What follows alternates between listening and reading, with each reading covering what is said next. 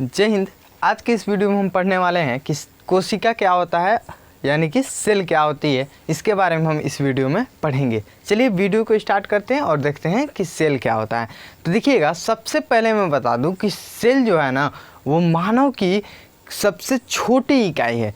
इकाई कहने का मतलब क्या है कि जैसे मान लीजिए कोई दीवार हुआ तो उसका इकाई क्या है, तो आप कह दोगे ईंट है, क्योंकि ईंटों से मिल करके बना है। ठीक है, तो वो होता है इकाई। तो हम कहेंगे कि जो सेल होता है यानी कोशिका जो होती है वो मानव की सबसे छोटी इकाई होती है और ये मानव की कार्यात्मक भी इकाई होती है। ठीक है, तो अगर परिभाषा लिखना हो आपको तो इस तरह लिखोगे कि कोशिका मानव की कार्यात्मक और क्या की सबसे छोटी इकाई है। ठीक है, इतना बात क्लियर हुआ ना। चलिए अब देखते हैं आगे क्या होता है।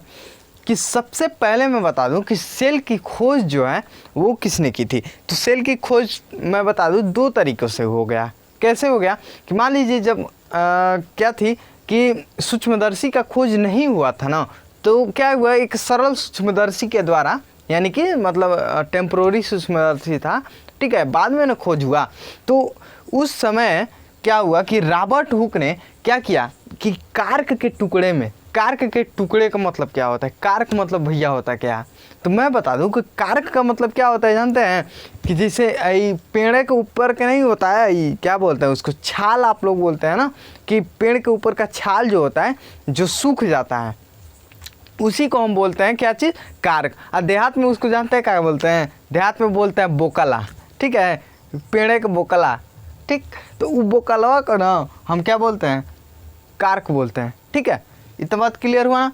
तो उसी के टुकड़े में क्या किया कि खोजा, एक मधुमक्खी की जैसे संरचना मिली रॉबर्ट हुक को सन 1665 ईस्वी में। क्या किया, सरल सूक्ष्मदर्शी से क्या किया, एक कार्क के टुकड़े में जब उसको जूम किया तो एक मधुमक्खी के छत्ते के जैसे संरचना मिली। ऐसे ही छेद छेद खूब मिला, खूब ऐसे ही छेद छेद होता है मधुमक्खी की छत्ता में, गजिंग गजिंग खूब गोल गोल होता है छेद छेद।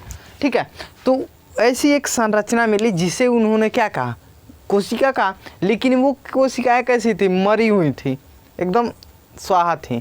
ठीक है, वहाँ पे मरी हुई थी। क्यों मरी हुई थी, क्योंकि वो जब झुरा गया है सफ़ा तो उसमें ज़िंदा रहेगा कोई। अब यही जब सूखा पड़ जाए तो हम लोग ज़िंदा रहेंगे, नहीं रहेंगे। वैसे ही वो सूख गया है। ठीक है, वो एकदम सूख गया तो उसमें कोई ज़िंदा रहेगा, नहीं रहेगा, कोशिकाएँ भी नहीं रहेंगी ज़िंदा। ठीक है, तो वो मृत कोशिका का खोज कर दिए रॉबर्ट हुक ने। लेकिन जब क्या हुआ कि सूक्ष्मदर्शी का खोज हो गया तब क्या हुआ कि एक आए एंटोनी लीवेनहॉक। क्या चीज़, एंटोनी लीवेनहॉक आए और उन्होंने क्या किया कि जीवित कोशिका का खोज किया। कितने में, सन 1675 ईस्वी में खोज किया। ठीक है, इतना बात क्लियर हुआ। चलिए आगे देखिएगा, मैं अब बता दें कि कोशिका जो है, कोशिका को हम लोग क्या बोलते हैं, सेल बोलते हैं ना। लेकिन क्या हुआ कि बायोलॉजिकल नेम जो होता है ना, कि कोशिका का बायोलॉजिकल नेम सेल नहीं होता है। ठीक है, ये तो इंग्लिश नेम है उसका। ठीक है, इंग्लिश है, लेकिन उसका बायोलॉजिकल नेम क्या है, तो यदि हम बायोलॉजी पढ़ रहे हैं तो उसमें हम कोशिका को क्या बोलते हैं, तो साइटो बोलते हैं। अब साइटो में खाली ट हटा देंगे ना और क लगा देंगे तो साइको हो जाएगा। और साइको का मतलब पता होता है क्या है, पागल। ठीक है, चलिए आगे देखिएगा। कोशिका का बायोलॉजिकल नाम साइटो, और कोशिका का हम यदि अध्ययन कर रहे हैं यानी कि उसकी पढ़ाई कर रहे हैं। ठीक है, तो यदि हम उसकी पढ़ाई कर रहे हैं तो कोशिका वाले पढ़ाई को हम बोलेंगे साइटोलॉजी। ठीक है, इतना बात क्लियर हुआ, हमने यहाँ पे लिख दिया। ठीक, अब देखते हैं कि सबसे बड़ी कोशिका क्या होती है और सबसे छोटी कोशिका क्या होती है। ठीक है, इसके बारे में हम देखते हैं। तो सबसे बड़ी कोशिका मैं बता दूं कि पूरे इस दुनिया में, ठीक है, सबसे बड़ी कोशिका तो वो शुतुरमुर्ग का अंडा है भैया। क्या है, शुतुरमुर्ग का अंडा। ओके, चलिए शुतुरमुर्ग का अंडा आप देखते ही होंगे, 2-3 किलो का होता है, इतना बड़ा बड़ा, देखे हैं कब, वो देख लीजिएगा। ठीक है, तो शुतुरमुर्ग का अंडा है, सबसे बड़ी कोशिका है। ये क्यों, कोशिका का मतलब क्या होता है, अकेले बनाओ। ठीक है, अकेले हो तो क्या होता है, ये कोशिका होता है, उसी को अंडा भी एक कोशिका है। जो भी अंडा होता है वो सारा का सारा अंडा कोशिका होता है। लेकिन जब शुतुरमुर्ग का अंडा क्या होता है, सबसे बड़ा होता है और वो एक कोशिका का है। ठीक है, तो इसीलिए हम क्या बोलते हैं उसको कि सबसे बड़ी कोशिका किसकी है, तो शुतुरमुर्ग का अंडा। ठीक है, अब आते हैं सबसे छोटी कोशिका के बारे में। तो सबसे छोटी जो कोशिका है वो क्या है, माइकोप्लाज्मा। ठीक है, माइकोप्लाज्मा। अब आते हैं मनुष्यों में, यानी जीवधारियों में। जीवधारी तो ये भी है, मनुष्यों में कह सकते हैं कि मनुष्यों में सबसे बड़ी कोशिका और सबसे छोटी कोशिका की बात करूं, ये तो दुनिया में सबसे बड़ा हो गया। ठीक है, और ये जो है ये मनुष्यों में सबसे छोटी और बड़ी की बात कर रहा है। ठीक है, तो मनुष्यों में सबसे बड़ी कोशिका की मैं बात करूं तो सबसे बड़ी कोशिका जो होता है वो फीमेल में पाया जाने वाला ओवम बोलते हैं इंग्लिश में, और हिंदी में बोलते हैं अंडाणु। ठीक है, ये फीमेल में पाया जाता है। और मेल में क्या पाया जाता है, तो स्पर्म, जिसको हम क्या बोलते हैं, शुक्राणु बोलते हैं। ठीक है, इतना बात क्लियर हुआ ना। स्पर्म बोलते हैं इसको, चाहे तो आप लोग लिख सकते हैं यहाँ पे, इसको चाहे तो ओवम लिख सकते हैं। हाँ ठीक है, अब मैं बात करूँ सबसे लंबी कोशिका की, तो वो न्यूरॉन है। न्यूरॉन जो है वो सबसे क्या होता है कि लंबी कोशिका होता है। बड़ी और लंबी में अंतर होता है। कई लोग समझते हैं कि एक क्या है, एक के कैसे हो जाएगा भैया। बड़ा का मतलब क्या होता है कि वो थोड़ा मोटा हो और क्या हो, एक साइज में लगभग दिखे। ठीक है, लगभग एक साइज में दिखे, वो बड़ा चीज़ हो गया। ठीक है, तो अगर मैं बात करूँ ये ब्लैक बोर्ड की, तो ये ब्लैक बोर्ड क्या हो गया, एक बड़ा चीज़ हो गया। और ये मार्कर जो है पतला है, तनी लमहर है, अपने मोटैया से ज़्यादा अधिक लमहर है, तनी हद से ज़्यादा लमहर है।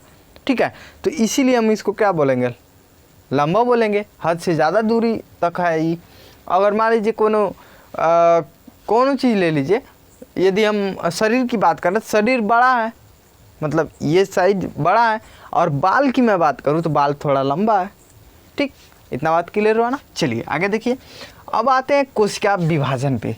कोशिका विभाजन जो है वो कहाँ कहाँ होता है और कहाँ कहाँ नहीं होता है, इसके बारे में हम देखते हैं। कोशिका विभाजन जो है ना वो सबसे ज़्यादा जो है लीवर में होता है।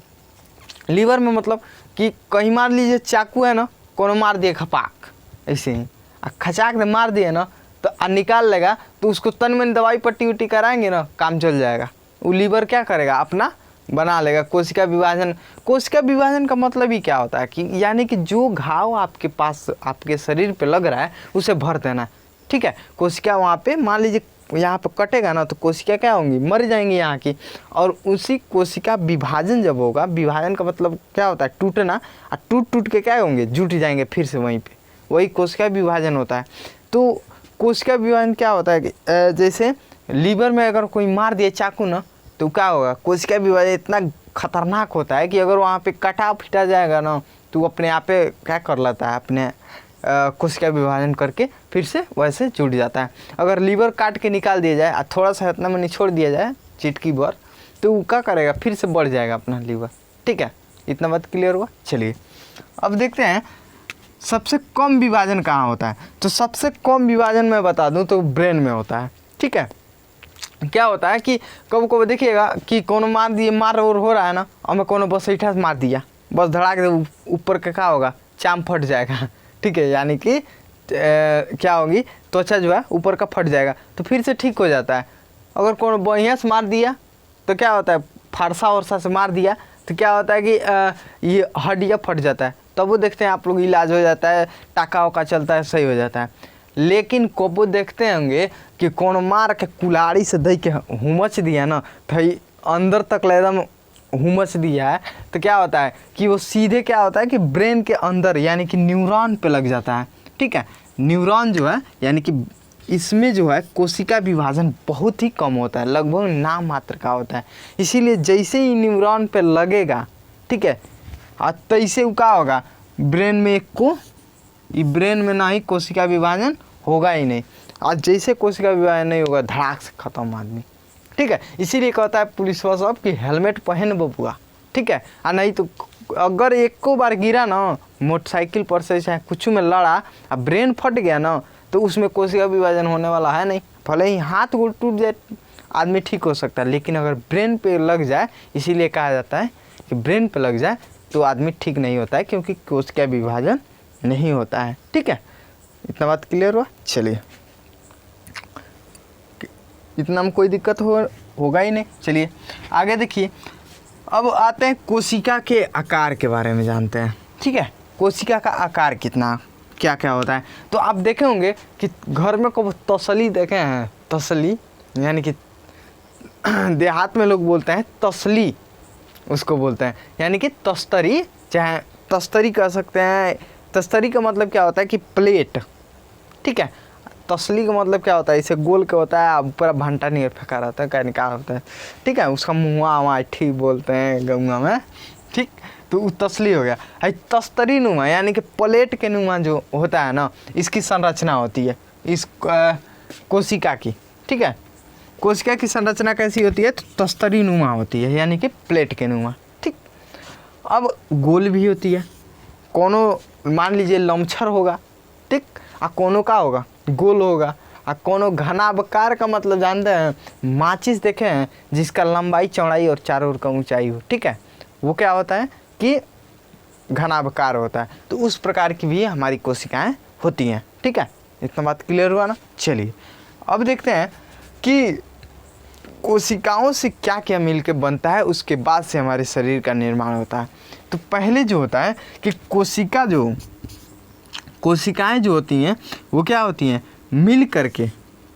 ठीक है, कोशिकाएं क्या करेंगी, आपस में मिल करके ये क्या करेंगी, ऊतक का निर्माण करेंगी। ठीक है, अब ऊतक कई गो मिलेगा, जब ऊतक मिलेगा कई गो, ऐसे गजिंग गजिंग गजिंग आई कुछ सेल मिला तो ऊतक बन गया, फिर एम से ऊतक को कई गो मिलेगा तो एगो अंग के निर्माण हो जाएगा।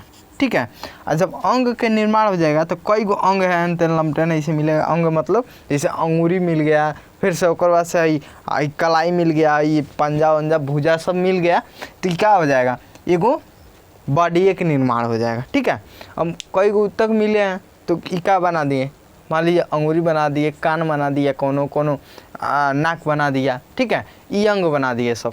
और उसके बाद से कई गो अंग मिले, यानी कि नाकवा उकवा सब एक के मिल गया, तो क्या बन गया, बॉडी बन गया।